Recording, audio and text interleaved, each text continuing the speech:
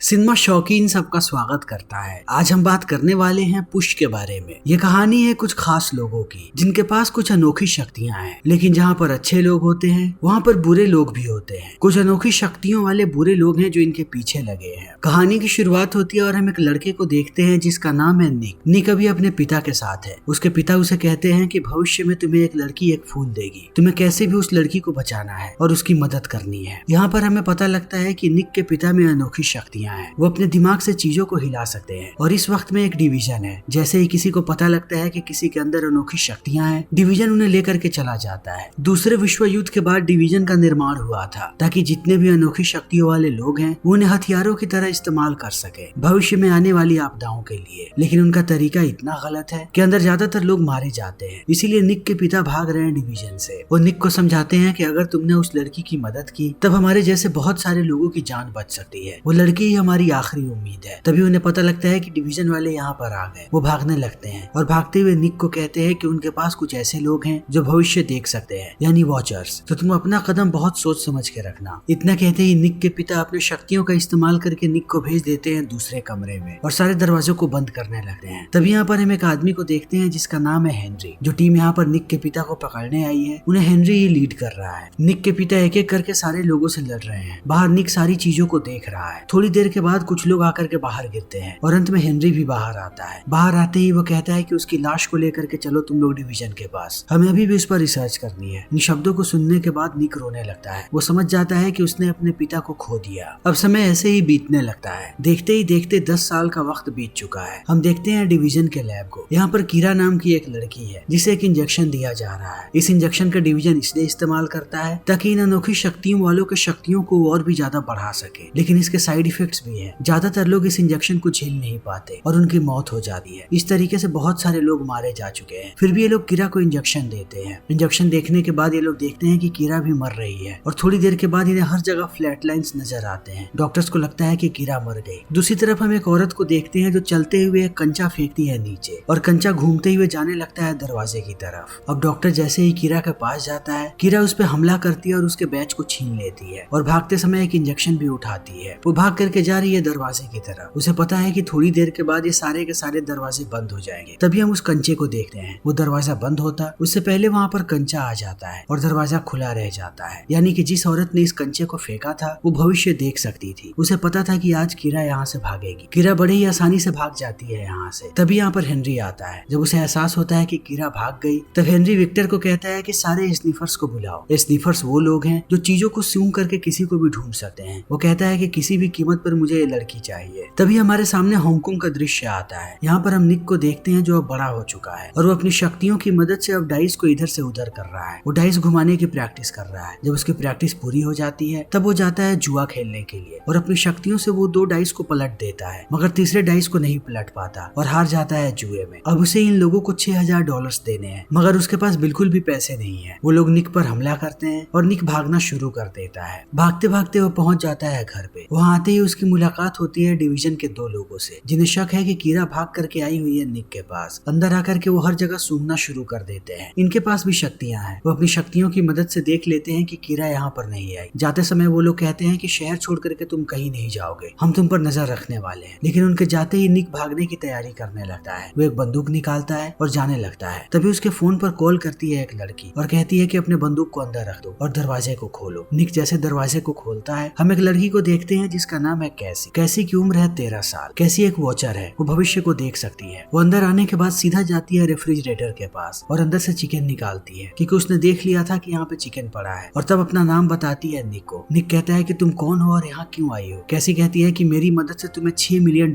मिल सकते हैं, इसीलिए मैं आई हूँ। कैसी को भूख लगी होती है तो ये लोग बाहर चले आते हैं। निक कहता है कि मैं इतनी आसानी से तुम्हारे झांसे में नहीं आने वाला, मुझे सब कुछ जानना है। कैसी कहती है कि मैं एक वॉचर हूँ, वो भी 2nd जनरेशन वाली। मैं भविष्य को देख सकती हूँ लेकिन पूरा नहीं। कभी कभी मेरे विजन्स गलत भी हो सकते हैं जिससे मुझे डर लगता है। जल्दी ही तुम्हें $6 मिलियन मिलेंगे एक ब्रीफकेस में, जो ब्रीफकेस एक लड़की के पास है और उसी लड़की को ढूंढ रहे हैं डिवीजन वाले। मगर डिवीजन वालों से पहले हमें उस लड़की के पास पहुंचना है। निक कहता है कि चाहे कितने भी पैसे क्यों ना मिले मैं डिवीजन से पंगा नहीं लूंगा। इतना कह के वो जाने लगता है। तब कैसी कहती है कि हमें कैसे भी उस लड़की की मदद करनी है क्योंकि अगर हमने उसकी मदद नहीं की तब हम जैसे सारे लोगों का भविष्य अंधकार में चला जाएगा। कैसी ये बातें कर ही रही होती है तभी उसे भविष्य की झलकियां आती है कि एक पूरा परिवार उन्हें पकड़ने के लिए आ रहा है। तभी हम उस परिवार को देखते हैं। इस परिवार में एक लड़की है जो भविष्य को देख सकती है। उसने भविष्य में देखा है कि निक के पास एक लड़की आएगी जिसके पास एक ब्रीफकेस है और उसी ब्रीफकेस को डिवीजन ढूंढ रहा है। अगर उन लोगों ने इन्हें पकड़ लिया तब डिवीजन इन्हें माला माल कर देगा, इसीलिए लोग निक को पकड़ना चाहते हैं। कैसी निक को कहती है कि हमें यहाँ से भागना पड़ेगा, मगर ये लोग भागते उससे पहले पूरा परिवार इनके सामने आ जाता है। ये पूरा का पूरा परिवार शक्तिशाली है। सबसे पहले 3 लोग सामने आते हैं। जब वो देखते हैं कि ये लोग भाग रहे हैं तब वो चिल्लाना शुरू कर देते हैं और उनके चिल्लाने से आसपास की सारी चीजें टूटने लगती हैं। इनकी चीख बहुत ही ज्यादा स्ट्रॉन्ग है। ऐसे सुपर पावर को ब्रीडर्स कहते हैं। निक अब धीरे धीरे घायल हो रहा है और कैसी भी। निक देखता है कि कैसी मर जाएगी, तब वो अपनी शक्तियों का इस्तेमाल करता है और कैसी को भेज देता है यहाँ से दूर। तब कैसी भागना शुरू कर देती है, मगर निक को इन लोगों ने पकड़ लिया है। जैसे ही वो लड़की निक के पास आती है वो अपने विजन में देखती है कि निक से मिलने के लिए कीरा आएगी। तब वो अपने सारे भाइयों को रोकती है और कहती है कि अगर हमने इसे मार दिया तब हम कभी भी उस लड़की तक नहीं पहुंच पाएंगे, इसे जिंदा छोड़ दो। वो लड़की जब इससे मिलने आएगी तब हम सारे लोगों को पकड़ेंगे। इतना कहने के बाद ये लोग चले जाते हैं। तभी कैसी आती है निक के पास और लेकर के चली जाती है यहाँ से दूर। जब वो लोग एक घर के अंदर होते हैं तभी एक औरत दाखिल होती है, जिसे देखने के बाद कैसी उस पे बंदूक तान करके कहती है कि तुम कौन हो। वो औरत कहती है कि तुम्हें मेरे बारे में पता नहीं, मगर तुम्हारी माँ मुझे जानती थी। तुम्हारी माँ सबसे बेहतरीन थी हम सब में, उसे भविष्य का पता था। उसने मुझे कहा कि मुझे इस वक्त पे यहाँ पर आना है। उसने भविष्य में देख लिया था कि तुम्हें मेरे जैसे सुपर पावर की जरूरत पड़ने वाली है आज। तभी हमें पता लगता है कि कैसी की माँ वही है जिसे डिवीजन वालों ने पकड़ करके रखा है, जिसने कंचे को नीचे फेंका था। वो भविष्य में बहुत आगे तक देख सकती है। ये औरत धीरे धीरे आने लगती है निक के करीब और उसके जख्मों को ठीक करना शुरू कर देती है। देखते ही देखते उसके सारे जख्म ठीक हो जाते हैं। तब निक होश में आता है। उसके होश में आने के बाद कैसी उसे एक फूल देती है। फूल को देखने के बाद निक को अपने पिता के शब्द याद आते हैं। उन्होंने कहा था कि भविष्य में तुम्हें एक लड़की एक फूल देगी, तुम्हें उस लड़की की मदद करनी है। अब कैसी अपनी पूरी कहानी बताती है निक को कि वो ये सारी चीजें अपनी माँ के लिए कर रही है। उसकी माँ को डिवीजन वालों ने पकड़ करके रखा है। उसकी माँ सबसे बेहतरीन वॉचर है। वो भविष्य में बहुत दूर तक देख सकती है और इन सारी चीजों से डिवीजन वाले भी परेशान हो गए। इसीलिए उन लोगों ने उसे पकड़ा और उसे हाई डोज ड्रग दे करके रखते हैं ताकि वो भविष्य ना देख सके। मगर पकड़े जाने से पहले उसकी माँ ने कहा था कि कीरा नाम की एक लड़की बाहर आए, उसके पास एक ब्रीफकेस है। उस ब्रीफकेस में कुछ ऐसा है जो पूरे डिवीजन को बर्बाद कर देगा। उसके बाद हम सारे के सारे लोग आजाद हो जाएंगे। इन बातों को सुनने के बाद निक कहता है कि अगर तुम्हारी माँ सच में इतना भविष्य देख सकती थी तब उसे पता होना चाहिए था कि उसे डिवीजन वाले पकड़ने आ रहे हैं। डिवीजन वालों ने उसे पकड़ा कैसे? कैसी कहती है कि ये बात मुझे भी समझ में नहीं आती। जरूर माँ ने कुछ ऐसा देखा जिस चीज को हम समझ नहीं पा रहे हैं। कैसी कहती है कि सारी चीजें बदल रही हैं, अब भविष्य भी बदल रहा है। भविष्य को बदला जा सकता है। मैंने भविष्य में देखा कि हम दोनों मरने वाले हैं। इन बातों को सुनने के बाद अब निक भी चौंक जाता है। निक को सारी बातें समझ में आ चुकी हैं। दूसरी तरफ हम कीरा को देखते हैं, जिसे डिवीजन के 2 लोग पकड़ लेते हैं जो निक के घर पे आए हुए थे और लेकर के जाने लगते हैं। जब कायरा कार में होती है तब वो अपनी शक्तियों का इस्तेमाल करने लगती है। कायरा के पास ऐसी शक्तियां हैं जो किसी के दिमाग में कुछ भी डाल सकती है। वो इन लोगों के दिमाग में कुछ चीजें डालने की कोशिश करती है, मगर ऐसा नहीं हो पाता। तब वो बहाना बनाती है कि उसे वॉशरूम जाना है। जैसे ये लोग उसे वॉशरूम के अंदर लेके जाते हैं, वो इन दोनों में से एक की आंखों में देखती है और उसके दिमाग में डाल देती है कि इस आदमी के भाई को उसके साथी ने मारा है। जैसे ये बात इस आदमी के दिमाग में जाती है, वो सबसे पहले अपने साथी को गोली मारता है और वापस आता है कीरा को पकड़ने के लिए। तब कीरा हमला करती है इस आदमी पे और भाग जाती है यहाँ से। ये आदमी पहुँचता है हेनरी के पास और जैसी बातें ये करता है, हेनरी समझ जाता है कि कीरा ने इसके दिमाग में क्या डाला है। यहाँ पर हमें पता लगता है कि हेनरी के पास भी यही शक्तियाँ हैं। वो भी किसी के दिमाग में कुछ भी डाल सकता है, लेकिन इसकी शक्तियाँ ऐसी हैं कि वो किसी को भी बर्बाद कर सकती हैं, जैसे वो इस आदमी को बर्बाद कर देता है। इसी बीच हम निक और कैसी को देखते हैं। ये लोग एक के बाद एक अनोखी शक्तियों वाले के पास जाते हैं ताकि पता लगा सके कि कीरा कहाँ पे है। एक वक्त के बाद इन्हें पता लग जाता है कि कीरा एक डॉक पे आने वाली है। जैसे ये लोग डॉक पे जाते हैं, निक पहली बार देखता है कीरा को। तब उसे एहसास होता है कि ये वही लड़की है जिसे थोड़े समय पहले उसने डेट किया था। कीरा अभी भी भड़की हुई है निक पे। उसे देखते ही वो उस पर गोलियां चलाने लगती है क्योंकि वो बहुत ही ज्यादा गुस्से में है। निक कहता है कि मैंने तुम्हें बहुत ढूंढने की कोशिश की, एक वक्त के बाद तुम्हारा फोन भी लगना बंद हो गया। मुझे नहीं पता था कि ये सारे लोग तुम्हारे पीछे लगे हुए हैं, यहाँ तक कि डिवीजन भी। लेकिन कीरा को अब कुछ भी याद नहीं। वो कहती है कि मेरी जब आंख खुली तब मैंने अपने आप को एक जहाज पर पाया जिस पर सिर्फ एक ही चीज लिखी हुई थी कि निक को ढूंढो। निक समझ जाता है कि कीरा ने अपनी सारी यादों को मिटा लिया है। वो उससे बार बार पूछता है कि ब्रीफकेस कहाँ पर है, मगर उसे कुछ भी याद नहीं होता। निक कहता है कि इसने जानबूझ के अपनी यादों को मिटाया ताकि कोई भी इसकी यादों में जाकर के ना जान पाए कि वो ब्रीफकेस कहाँ पर है। तभी कैसी कहती है कि मैंने फिर से भविष्य को देखा और भविष्य में मैंने तुम्हारे साथ साथ अपनी माँ को भी मरते हुए देखा है और मुझे भी। ये लड़की पूरे भविष्य को बदल रही है, दिन प्रतिदिन ये खतरनाक होती जा रही है। अब ये हमारे किसी काम की नहीं। इसे पता भी नहीं कि ब्रीफकेस कहाँ पर है और इसे तुम भी याद नहीं, ना ही तुम्हारा रिश्ता। इस लड़की को बस तुम्हारा नाम पता है और इतना पता है कि तुम पर गुस्सा करना है। निक कहता है कि हम इसे ऐसे नहीं छोड़ सकते। मैं एक आदमी को जानता हूँ जो एक शैडोअर है, वो हमेशा के लिए इसे छुपा देगा, इसे कभी कोई भी नहीं ढूंढ पाएगा। ये तीनों पहुंच जाते हैं एक शैडोअर के पास। ऐसी शक्तियों वाले लोग माहिर हैं किसी को भी छुपाने में। एक बार उन लोगों ने अपनी शक्ति से किसी को छुपा दिया तब उन्हें कोई भी नहीं ढूंढ पाएगा। वो अपनी शक्तियों के इस्तेमाल से इन्हें छुपाना शुरू कर देता है। तभी कैसी बाहर आती है। बाहर आने के बाद उसकी मुलाकात उसी लड़की से होती है जिसके परिवार ने इन पर हमला किया था। वो लड़की कैसी को कहती है कि भविष्य बदल रहा है, निक को जाकर के कहना कि वो मरने वाला है, वो भी मेरे परिवार के हाथों, बहुत जल्द। इतना कहने के बाद वो चली जाती है। तब कैसी ऊपर आती है निक के पास। तभी शैडोअर आकर के कहता है कि मैं तुम सारे लोगों को शैडो नहीं कर पाऊंगा। वो लोग धीरे धीरे यहाँ पर आ रहे हैं, वो हमारी मेमोरीज में जा सकते हैं, खास करके मेरी मेमोरीज में, और सबको देख लेंगे, इसीलिए जल्दी हमें अलग होना पड़ेगा। निक शैडोअर को कहता है कि तुम कीरा को लेकर के जाओ, मैं और कैसी बाहर जाते हैं, थोड़े समय के बाद हम लोग भी अलग हो जाए, तब हमें ढूंढना मुश्किल होगा। बाहर आने के बाद कैसी कहती है कि जितनी जल्दी हो सके ब्रीफकेस को ढूंढना पड़ेगा, वरना मेरी माँ की मौत हो जाएगी। इन बातों को सुनने के बाद याद आता है निक को कि बचपन में उसके पिता की मौत हो गई थी और वो अपने पिता को बचा नहीं पाया था, लेकिन वो नहीं चाहता कि कैसी की माँ मरे। वो कैसी को कहता है कि तुम जा करके छुप जाओ और वो खुद आने लगता है हेनरी के पीछे। हेनरी बैठा हुआ है एक रेस्टोरेंट के अंदर। निक अंदर आता है और 2 बंदूकों को हवा में उछाल देता है ताकि ये बंदूक किसी को ना दिखे। हेनरी के जैसे ही वो पास आता है वो दोनों बंदूकों को लगा देता है हेनरी और उसके साथी विक्टर के माथे पर। फिर उनसे कहता है कि तुम लोगों को हमारा पीछा छोड़ना पड़ेगा। हेनरी निक को देख करके कहता है कि मैं तुम्हें पहचान गया, तुम बहुत छोटे थे जब मैंने तुम्हारे पिता को मारा था और अब वो लड़की मरने वाली है जिससे तुम प्यार करते हो। हमने उसे इंजेक्शन दिया है, वो जल्दी ही मर जाएगी अगर उसे समय पर एंटीडोट नहीं दिया गया तो। इन बातों को सुनने के बाद अब निक कंफ्यूज हो जाता है कि वो क्या करे। तभी विक्टर हमला कर देता है निक पे। विक्टर और निक की शक्तियां एक जैसी हैं, मगर विक्टर अपनी शक्तियों को कंट्रोल कर सकता है और निक अपनी शक्तियों को कंट्रोल नहीं कर पाता। देखते ही देखते वो घायल कर देता है निक को। अब विक्टर मारने जा रहा है निक को, मगर हेनरी उसे रोक देता है और कहता है कि अगर हमने इसे मारा तो भविष्य बदल जाएगा, हमें इसे कुछ नहीं करना है, इसे यहाँ से जाने दो, भविष्य में जो जैसा होने वाला है वैसा ही होने दो। निक यहाँ से निकल करके आता है अपने सारे साथियों के पास। तभी कैसी कहती है कि मैंने भविष्य में एक जूते को देखा